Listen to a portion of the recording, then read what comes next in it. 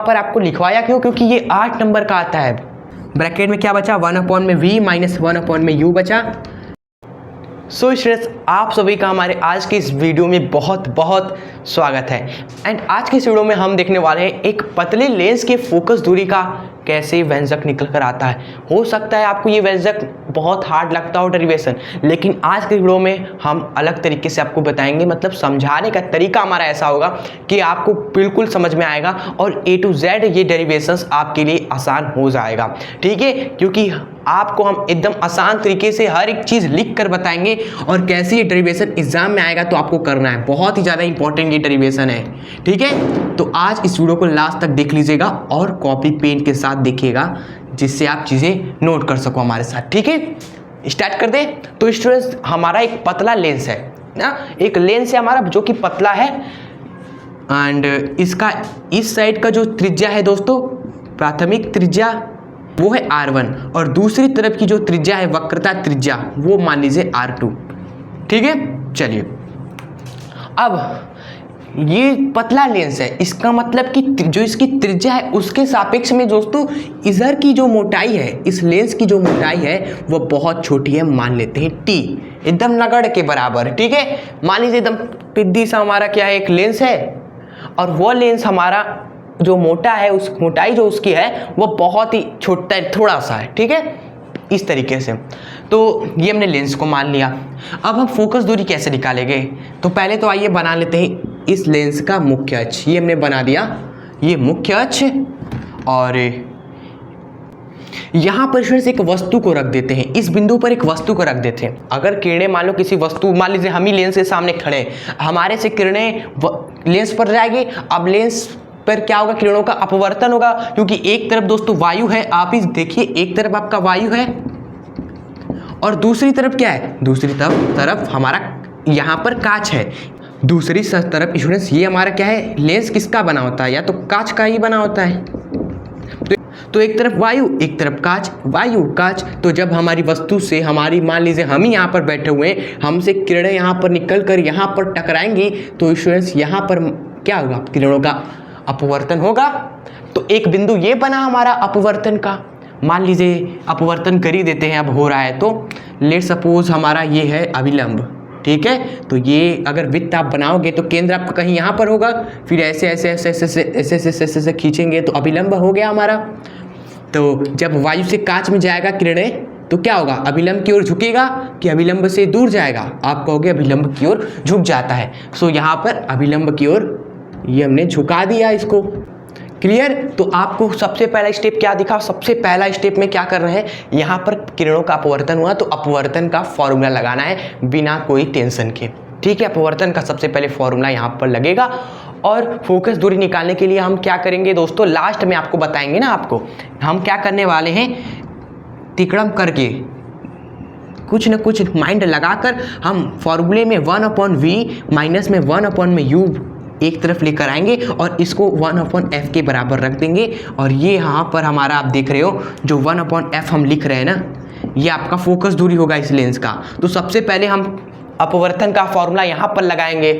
ठीक है, सबसे पहले इस वाले पृष्ठ पर अपवर्तन होगा तो इस पृष्ठ पर अपवर्तन का फॉर्मूला लगाएंगे। ठीक है, इस पृष्ठ को भूल ही जाइए। मान लीजिए ये पृष्ठ है ही नहीं, यही हमारा तरीका है, तभी आपको अच्छे से समझ में आएगा। मान लीजिए ये पृष्ठ है ही नहीं, तो यहाँ से किरणें अपवर्तित होने के बाद ऐसे जाएंगी और इधर की ओर आकर मिलेंगी। तो मान लीजिए ये हमारा है बिंदु B और ये बिंदु है हमारा A। ठीक है, समझ लीजिए ये है ही नहीं। माइंड में सोचिए ना, आपको थोड़ी ना कॉपी में ऐसे काटना है। माइंड में सोचिए कि ये पृष्ठ है ही नहीं और ये किरणें आई, यहाँ पर अपवर्तित हुई और अपवर्तित होने के बाद B बिंदु पर आकर इस तरीके से मिल गई। ठीक है, तो अच्छे से बना देते हैं। ये B बिंदु पर आई, हमारी किरणें मिल गई। ठीक है, चलिए तो दो चीज़ें मानिए। मान लेते हैं यहाँ से यहाँ तक की जो दूरी थी वो कितनी थी? u थी। ठीक है, और यहाँ पर पहली बार जब अपवर्तन हुआ तो पहली बार जहाँ पर किरणें जा रही थी उसकी दूरी दोस्तों मान लीजिए लेंस से कितनी है? आपकी v1 है। ठीक है स्टूडेंट्स, चलिए तो सबसे पहले लिख देते हैं, चीज़ों को लिखते हैं। आप लास्ट तक बने रहिएगा, एकदम आसान तरीके से आपको हर एक स्टेप बताएंगे। तो आइए अब लिखते हैं। कई लोग होते हैं ना बीच में छोड़ के चले जाते हैं तो वो पूरा नहीं समझ पाते। माना एक जो पतला लेंस है स्टूडेंट्स, पतला लेंस वायु में रखा है, एक पतला लेंस वायु में रखा है, ठीक है। चलिए उसके बाद दिखेंगे कि इस लेंस की मोटाई टी है, इसकी मोटाई टी है। आप सभी भी लिखते चले यहीं हमारे साथ साथ, इसकी मोटाई टी है। जो ये जो मोटाई हमने क्या कहा, इस दोनों तरफ की वक्रता त्रिज्या के सामने नगण्य है, ये हमने बताया था आपको। तो ये जो मोटाई टी है वह दोनों पृष्ठ के वक्रता त्रिज्या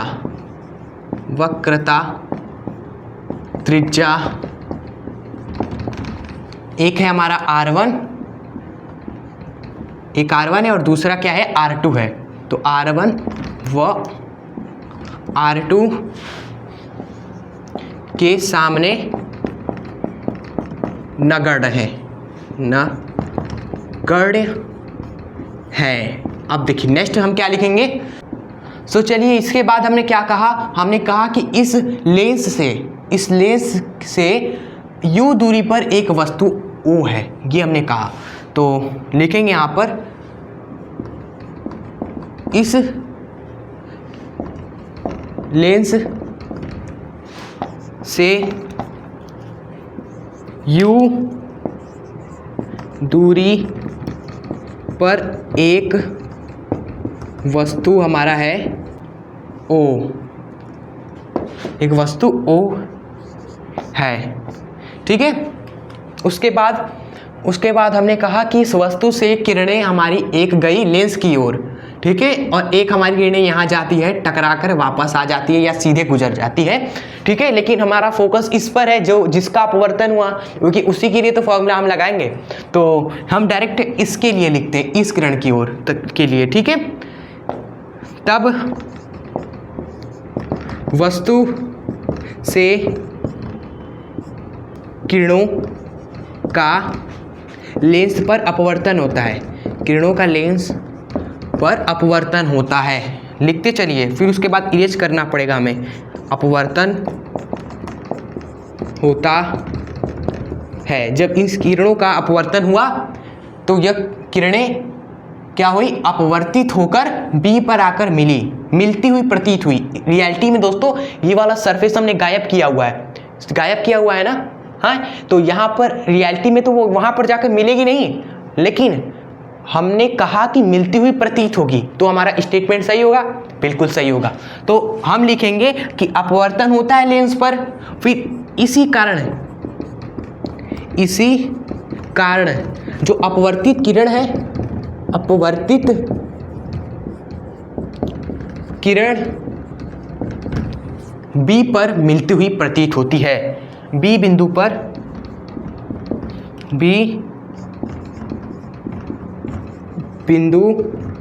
पर मिलती हुई प्रतीत होती है, मिलती हुई प्रतीत होती है। जो कितनी दूरी पर है, V1 दूरी पर है, जो लेंस से V1 दूरी पर है। तो स्टूडेंट्स ये देखिए हमारा लिखना था, ठीक है। फिर उसके बाद दोस्तों हम क्या करेंगे, यहाँ पर अपवर्तन का सूत्र लगा देंगे, ठीक है। जो सूत्र हमारा लगा उसको मान लेंगे समीकरण। फिर उसके बाद हम यहाँ पर एक और पृष्ठ बना देंगे जो हमने माइंड में गायब कर दिया था, अब उसको स्वाहा यानी कि प्रेजेंट कर देंगे। फिर दोस्तों वहाँ का जो आपका गेम है वो हम आगे देखेंगे ना वीडियो में। तो स्टूडेंट्स कॉपी पेन लेकर इसलिए कहा बैठे रहिए और आराम से हमारे साथ लिखते चलिए और आगे बढ़ते चलिए, क्योंकि देखिए लिखने वाली चीज़ें लोग नहीं छुड़वा देते हैं, डायरेक्ट सूत्र वगैरह लगा देते हैं। लेकिन हमने वहाँ पर आपको लिखवाया क्यों, क्योंकि ये 8 नंबर का आता है, और वहाँ पर एग्जामिनर आपका ये पैटर्न जरूर देखेगा, तभी जाकर 3 नंबर यहाँ पर, 5 नंबर आपका उस कैलकुलेशन का देगा। इसलिए हम लिखवा रहे हैं, जो इंपॉर्टेंट है आपके लिए हम कर रहे हैं, बस आप उसको अच्छे से न्यूट्रलाइज करें, उसको अच्छे से देखें, सीखें और शेयर भी करें। ठीक है, तो आप इसको नोट करें, हम इसको इरेज करेंगे और आगे वहाँ पर अपवर्तन का सूत्र लगाएंगे। ठीक है, चलिए आगे बढ़ते हैं। सो आइए अब हम आगे बढ़ते हैं और हम स्टार्ट करते हैं अपवर्तन का सूत्र लगाते हैं। ठीक है, तो यहाँ पर लिखेंगे प्रथम पृष्ठ पर अपवर्तन का सूत्र लगाने पर, अपवर्तन का सूत्र से, डायरेक्ट सूत्र से, देखिए अपवर्तन का सूत्र अलग होता है और स्नेल का नियम अलग होता है। तो अपवर्तन का सूत्र हम लगाएंगे, जो कि कहता है कि स्टूडेंट्स म्यू बटे में v माइनस 1 अपॉन में u बराबर होता है म्यू माइनस 1 बटे में क्या होता है, वक्रता त्रिज्या। स्टूडेंट जिस पृष्ठ पर टकरा रहा है उसकी वक्रता त्रिज्या, प्रथम पृष्ठ पर टकरा है तो उसकी वक्रता त्रिज्या। अब यहाँ पर हम एक चेंज करने वाले हैं स्टूडेंट्स। ठीक है, देखिए म्यू आपका होता है, देखिए प्रकाश किरणें वायु से चल रही है तो वायु का अपवर्तनांक मान लेते हैं n1, और जा रही है कांच में तो कांच का अपवर्तनांक यहाँ पर हम मान लेते हैं n2 है हमारा। ठीक है, ये हम मान लेते हैं अपवर्तनांक n2 है, किसका, कांच का।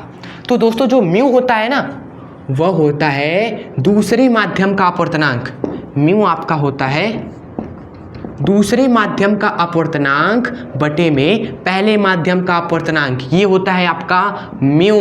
ठीक है, तो अगर हम डायरेक्ट यहाँ पर म्यू का मान रख देना तो चीज़ें हमारे लिए आसान हो जाएगी। अगर आप म्यू का मान ये रख दो तो जो आपको दिख रहा है म्यू माइनस 1, ये कन्वर्ट हो जाएगा n2 माइनस n1 में। ठीक है, और जो आपको दिख रहा है यहाँ पर म्यू, इसके जगह ये रख दोगे तो आपका चीज़ें पूरे समीकरण इस तरीके से हो जाएगी, यहाँ पर n2 आ जाएगा, यहाँ n1 आ जाएगा, तो समीकरण इस रूप में कन्वर्ट हो जाएगा अगर हम म्यू ना लेकर n1 n2 माने अपवर्तनांक को। ठीक है, सो ये हमें बताना था कि आखिर ये n1 n2 कहाँ से आ जाता है म्यू की जगह पर, यही होता है म्यू की जगह पर हम दूसरे माध्यम का अपवर्तनांक बटे में पहले माध्यम का अपवर्तनांक रख देते हैं। ठीक है, इसलिए तो डायरेक्ट आपको यही लिखना है, अपवर्तन के सूत्र से डायरेक्ट ये लिख देना। और वस्तु की दूरी दोस्तों ये u कितनी है, वस्तु की दूरी तो u ही है, लेकिन दोस्तों जो प्रतिबिंब की दूरी है वो कितनी है, वह v1 है, तो यहाँ पर आप v1 लिखोगे, बस इतना सा चेंज करना है। ठीक है, और इसको मान लेना है समीकरण 1, इसको मान लेना है समीकरण 1। ठीक है, बस यही था कैलकुलेशन। अब हम दोस्तों स्वाहा करेंगे, यानी कि यहाँ पर एक और पृष्ठ ला देंगे। ठीक है, तो ये हमने एक और पृष्ठ को ला दिया, जो हमने मन ही मन में उसको अलविदा बोल दिया था कि नहीं हो भाई तुम हमारी ज़िंदगी में। ठीक है, अब दूसरा पृष्ठ आ गया, अब यहाँ पर थोड़ा सा माइंड आपको दौड़ाना होगा, बस और कुछ नहीं। आपने पढ़ा है ना, अगर एक माध्यम से दूसरे माध्यम में किरणें जाती है तो अपवर्तन होता है। तो जब ये किरणें नहीं थी तो ये किरण चुपचाप, देखिए यार कोई नहीं है, चलो सीधे चल गई, लेकिन अब हमने दोस्तों इस पृष्ठ को ला दिया तो अब यह किरण यहाँ से अपवर्तन होने के बाद यहाँ पर दोबारा अपवर्तन होगा, किरणों का दोबारा अपवर्तन होगा, दूसरे पृष्ठ पर भी अपवर्तन होगा अब। ठीक है, तो जब किरणों का दूसरे पृष्ठ पर अपवर्तन होगा तो किरणें अभिलंब की से दूर जाएगी कि पास, आप बताइए। ये हम अभिलंब बना देते हैं तो स्टूडेंट्स, ये हमने बना दिया अभिलंब। तो अब आप बताइए कि किरणें जब यहाँ से यहाँ जाएंगी तो अभिलंब से दूर जाएंगी कि पास आएंगी।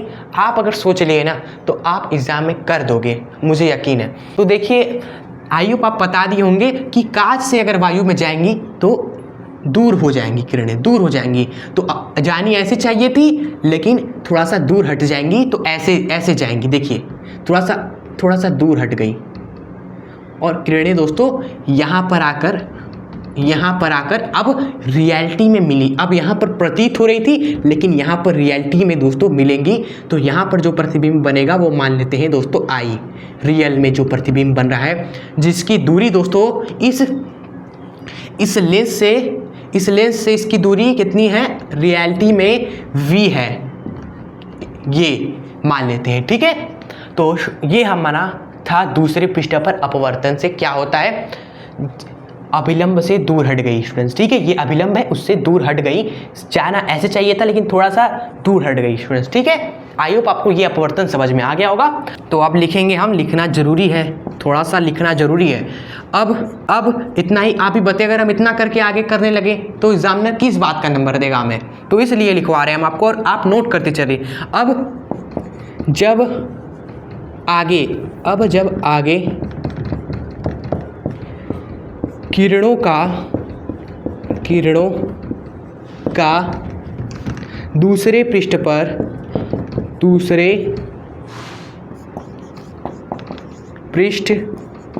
पर अपवर्तन होगा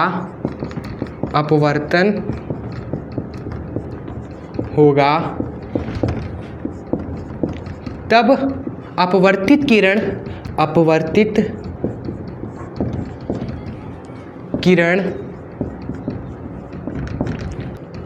मुख्य अक्ष पर आई पर आकर मिलेंगी दोस्तों। अब यहाँ पर प्रतीत नहीं होंगी, अब मिलेंगी रियलिटी में, ठीक है।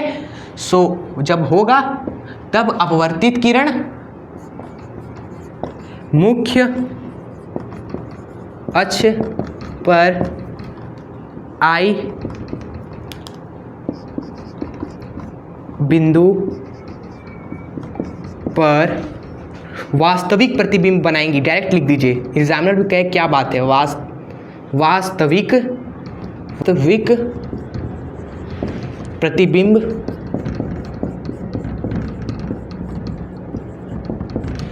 बनाएंगी, वास्तविक प्रतिबिंब बनाएंगी, इधर ही लिख देते हैं,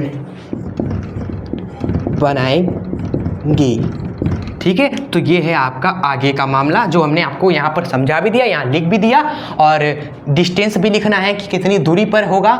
तो वह जो दूरी होगी जो लेंस से v दूरी पर बनता है, ठीक है। चलिए तो इसको नोट कर लीजिए। बस आगे क्या करना है, यहाँ पर भी अपवर्तन का सूत्र लगाएंगे, इसी तरह दो समीकरण तैयार, दोनों में देखिएगा क्या तरीका अपनाएंगे तो हमारा फोकस दूरी आ जाएगा, बस और कुछ ही नहीं है, इतना ही था।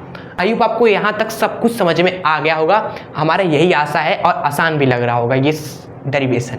चलिए अब आगे बढ़ते, इसको नोट करके आप सभी नोट कर लीजिए। चलिए बढ़ते नेक्स्ट स्लाइड में। सो स्टूडेंट्स आइए आगे बढ़ते हैं।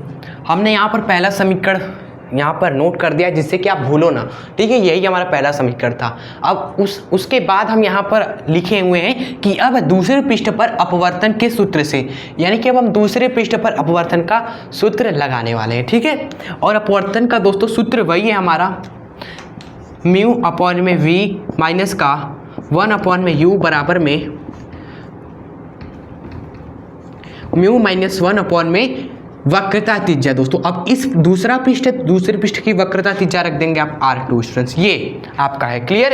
लेकिन हमने क्या कहा, म्यू का मान पहले से रख देना है, म्यू का मान पहले ही से रख देना होगा हमें, क्लियर। तो म्यू का दोस्तों मान क्या होगा, अब बताइए। म्यू का मान होता है दूसरे माध्यम का अपवर्तनांक पहले माध्यम के सापेक्ष, ठीक है। तो यहाँ से किरणें जा रही है, इस माध्यम से किरणें जा रही है इस माध्यम में, इधर से किरणें इधर चली, इधर से इधर चली, इधर से इधर चली, तो दोस्तों ये होगा ना दूसरा माध्यम, और ये होगा पहला माध्यम। दूसरा माध्यम हमारा वायु है, वायु का अपवर्तनांक क्या होता है, N1 है हमारा, और पहला माध्यम है कांच जिसका अपवर्तनांक N2 है, तो यहाँ पर N2 अब हो जाएगा स्टूडेंट्स, ये देखिए म्यू का मान अब N1 बटे में N2 हो जाएगा। तो जैसे ही अब म्यू का मान N1 बटे में N2 यहाँ पर रखेंगे तो देखिए क्या हो जाएगा पूरा मामला। हमें ये कैलकुलेट थोड़ी ना करना है, हमें बस रख देना है, और जो सिचुएशन बनेगा वो आपको डायरेक्ट लिख देना है। वो बनेगा हमारा N1 यहाँ पर हो जाएगा, N2 यहाँ पर हो जाएगा, और N1 माइनस N2 हो जाएगा। यूँ समझ लीजिए कि जो यहाँ पर N2 है तो N1 हो जाएगा, यहाँ पर N1 है तो N2 हो जाएगा। अपोजिट कर देना है आपको, दूसरे में पहले का अपोजिट ये कर देना। अगर आप ट्रिक से समझना चाहते हो, कॉन्सेप्ट तो हमने बता ही दिया कि म्यू का मान अब ये है इसलिए ये हो गया, ठीक है। चलिए अब देखिए ये जो आया है इसको ही हम मान लेंगे, इसको ही मान लेंगे समीकरण नंबर 2, क्लियर। अब समीकरण नंबर 1 को समीकरण नंबर 1 को दूसरे समीकरण में हम क्या करने वाले हैं स्टूडेंट्स, ऐड करने वाले हैं, ठीक है, ऐड करने वाले हैं। और उससे पहले यहाँ पर v और u का मान तो हमने लिखा ही नहीं, तो वो आप सभी याद नहीं दिलाते हो। जो v हमारा प्रतिबिंब है उसकी दूरी कितनी है, प्रतिबिंब की दूरी हमारी v है, चलो ठीक है। वस्तु कितनी दूरी पर था स्टूडेंट्स, वस्तु आपकी पारी दूसरे पृष्ठ के लिए दोस्तों वस्तु हमारा b है, दूसरे पृष्ठ के लिए वस्तु हमारा b है, क्योंकि अब वस्तु पहले पृष्ठ के लिए वस्तु हमारा ये था, लेकिन टकराने के बाद हमारा यहाँ पर बन गया प्रतिबिंब, बनता हुआ प्रतीत हुआ ना, तो ये वस्तु हो जाएगा, दूसरे के सामने वाला जो है b वह प्रतिबिंब हो जाएगा। इसलिए यहाँ पर b की जो दूरी है वह आपकी u हो जाएगी। b की दूरी कितनी है स्टूडेंट्स, v1 है, तो यहाँ पर u की जगह पर आप v1 लिखोगे, ठीक है। तो अब दोस्तों इसको अच्छे तरीके से नोट कर ले, ये आपका बनता है, ठीक है। और क्यों बनता है, क्योंकि वस्तु की दूरी हमारी v1 हो जाएगी, प्रतिबिंब की दूरी v हमारी ऑलरेडी है, ठीक है। तो ये हमारा बन गया। क्लियर। बुक में क्या होता है ना, डायरेक्ट ये लिख देता है, और ये सब क्यों हुआ वो हमने आपको बता दिया साइड में। आयु आप समझे होगे, नहीं समझे तो कोई बात नहीं। ये ध्यान रखिए कि n1 का n2 हो जाएगा, n2 का n1 हो जाएगा, और यहाँ पर प्रतिबिंब की दूरी v और v1 हो जाएगी वस्तु, क्योंकि अब ये वस्तु बन जाएगा दूसरे पृष्ठ के लिए, ठीक है। अब क्या करेंगे हम, वही जो हमने कहा समीकरण 1 व 2 को जोड़ने पर, समीकरण 1 व 2 को जोड़ने पर, जब समीकरण 1 और 2 को जोड़ोगे तो देखिए क्या होने वाला है। जब आप इन दोनों समीकरण को जोड़ेंगे तो आपको बस एक चीज़ देखना होगा, आप देखेंगे ये वाला जो टर्म है और ये वाला टर्म है कट जाएंगे, क्योंकि यहाँ पर n2 बटे में v1 प्लस में है, यहाँ पर n2 बटे में v1 माइनस में, तो ये टर्म कट जाएगा। क्लियर। तो बचेगा क्या दोस्तों, बचेगा ये n1 बटे में v, n1 बटे में v, और बचेगा दोस्तों माइनस का n1 बटे में u, माइनस का n1 बटे में u। क्लियर। अब इक्वल्स टू बराबर में क्या होने वाला है, आप देखोगे बराबर में तो n2 माइनस n1 बटे में सर r1 है, और यहाँ पर स्टूडेंट्स अगर आप देखेंगे तो आप कहेंगे सर यहाँ पर अगर हम माइनस को कॉमन ले लें, माइनस को यहाँ पर कॉमन ले लें दोस्तों, इन दोनों में माइनस को कॉमन ले लें, ठीक है, तो ये अदला बदली हो जाएगा, अदला बदली n2 माइनस n1 लिख सकते हैं इसको। क्लियर। क्योंकि अब हमने यहाँ पर माइनस को बाहर निकाल लिया इसके, तो ये अब हमारा इस रूप में लिखा जा सकता है इसको n2 माइनस n1 में, ठीक है। फिर इस माइनस का गुणा कर देंगे तो देखो फिर इस माइनस का अंदर गुणा हो जाएगा, तो वापस ये जैसे था वैसे हो जाएगा, ठीक है। तो वही हमने क्या किया, हमने माइनस को बस कॉमन ले लिया, इसलिए क्योंकि अगर माइनस को कॉमन ले लिया तो ये दोनों एक जैसे दिखने लगेंगे, ठीक है, इसी कारण से। और बटे में r2 हमारा चल रहा था। चलिए, तो यहाँ पर आप देख रहे हैं n1 दोनों में कॉमन है, यहाँ पर ये चीज़ दोनों में कॉमन है, तो इसी को आपको बाहर खींच देना है, यहाँ पर इसको बाहर खींच देना है। फिर आगे क्या करना है वो हम आपको यहाँ पर बताते हैं। यहाँ पर जगह है क्या, देखो यहाँ पर जगह है, आप देखिए हमने क्या कहा, n1 यहाँ से कॉमन ले लीजिए, ब्रैकेट में क्या बचा 1/v माइनस 1/u बचा। क्लियर। फिर क्या करेंगे हम, n2 माइनस n1 यहाँ से कॉमन बाहर ले लेंगे, ठीक है। तो बराबर में हमने n2 माइनस n1 को कॉमन ले लिया, तो ब्रैकेट में फिर हमारा ब्रैकेट में तब क्या बचा स्टूडेंट्स, ब्रैकेट में बचा हमारा केवल 1/r1 माइनस का 1/r2 तो यहाँ तक सब क्लियर, और सब कुछ क्लियर होना चाहिए यहाँ तक। अगर सब अभी तक क्लियर है तो दिल कमेंट कर दीजिए। देखिए दिल जो आपका है ना, हार्ट, अगर आप ये कमेंट करते हो तो हम समझ जाते हैं आपको बिल्कुल अच्छे समझ में आ गया, ठीक है। चलिए अब दोस्तों बस आगे एक स्टेप हमें करना है, फिर उसके बाद आपका हो गया ये डेरिवेशन, ठीक है। चलिए ये समीकरण 1 को आप इरेज करने का समय आ चुका है। अब इसके आगे देखिए फाइनल स्टेप, इसको लिख देते हैं फाइनल मैच। फाइनल मैच में हम क्या करेंगे, n1 को उधर डिवाइड कर देंगे, n1 को उधर डिवाइड कर देंगे इधर की ओर, ये n1 इधर डिवाइड में आ जाएगा। इसको हम, ये वाला चीज़ को हम क्या 1 में f नहीं लिख सकते हैं? आप बताइए, लिख सकते हैं कि नहीं? लिख सकते हैं कि नहीं? तो आप उसको डायरेक्ट 1 में f लिख दीजिए और ब्रैकेट में आप बता दीजिएगा कि ये जो चीज़ है वो 1 में f के बराबर है। ठीक है, चलिए, तो हम उसको लिख दिया हमने 1 में f क्या हो जाएगा फिर n2 माइनस n1 बटे में ये n1 आ जाएगा उधर उस वाले फैमिली के पास। ठीक है, और ये जो चीज़ें हैं आगे उतार दीजिए 1 में r1 माइनस 1 में r2 स्टूडेंट्स। ठीक है, तो ये आपका फाइनल डेरिवेशन हो गया। आप चाहे तो एक स्टेप आगे कर सकते हैं जो कि होगा हमारा, आप देखिए ज़रा, तो एक स्टेप और कर सकते हैं यहाँ पर हम। वो स्टेप ये है, देखिए क्या होता है। अब 1 में f को आगे हम लिख सकते हैं, ये n1 को इधर इधर बस डिवाइड हम करने के लिए बोल रहे थे। अगर आप n1 को इधर भी डिवाइड कर दो तो n1 n2 से डिवाइड होगा, ये होगा, लेकिन जब n1 n1 से डिवाइड होगा तो 1 बन जाएगा। क्लियर? फिर बाकी सब कुछ एट इज इट उतार दीजिए 1 में r1 माइनस 1 में स्टूडेंट्स r2। ठीक है, तो ये आपका डेरिवेशन समाप्त होता है। आप लास्ट लाइन आप चाहे लिख सकते हो, वो लाइन ये है प्यारा सा कि यहाँ पर जो हमने इतनी मेहनत की f का व्यंजक निकालने में, और वो f क्या है, ये f ही हमारा पतले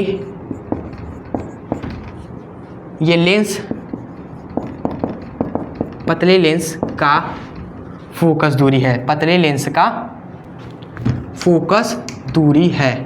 यहाँ पर लिख दीजिए फोकस फिर दूरी है। ठीक है, फिर यहाँ पर आप कह देंगे समाप्त। डेरिवेशन यहाँ पर अब हमने आपसे कह दिया समाप्त। बस आज यही था हमारा प्यारा सा डेरिवेशन। देखिए आपको लग रहा होगा कि यार 3 स्लाइड लगा दिए सर आपने।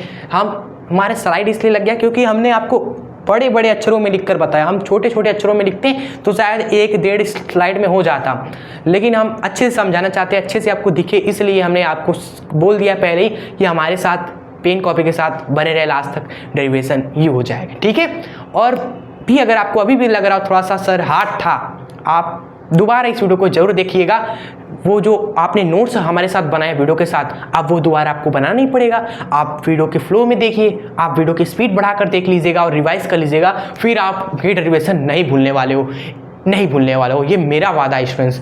मैक्सिमम स्टूडेंट्स को ऑफलाइन में भी दोस्तों इसी तरह मैंने बताया था, रिजल्ट मिला तभी आपसे कह रहे हैं कि आप भी जरा कर देखिए, भूल नहीं पाओगे आप, और एग्जाम में आएगा तो तुरंत करके आओगे ये डेरिवेशन। ठीक है, और आपको रियलिटी में ये वीडियो कैसी लगी ये डेरिवेशन हमारी जो हमने मेहनत से आपको अच्छे तरीके से बताई, कमेंट बॉक्स में आप कमेंट में जरूर बता दीजिएगा। ठीक है, और वीडियो को अपने दोस्तों को भी जरूर शेयर कर दीजिएगा और लाइक करने ना भूलें, तो आप लाइक भी जरूर कर दें। चलिए मिलेंगे आपसे नेक्स्ट वीडियो के साथ। और एक और बात स्टूडेंट्स, आप सभी अगर जुड़े नहीं हो एजुकेशन शस्त्र के साथ तो अभी सब्सक्राइब करके हमारे दिल से जरूर जुड़ जाइएगा। ठीक है, अब हम मिलेंगे नेक्स्ट इसी तरह के बेहतरीन वीडियो के साथ। तब तक के लिए जय हिंद, वंदे मातरम।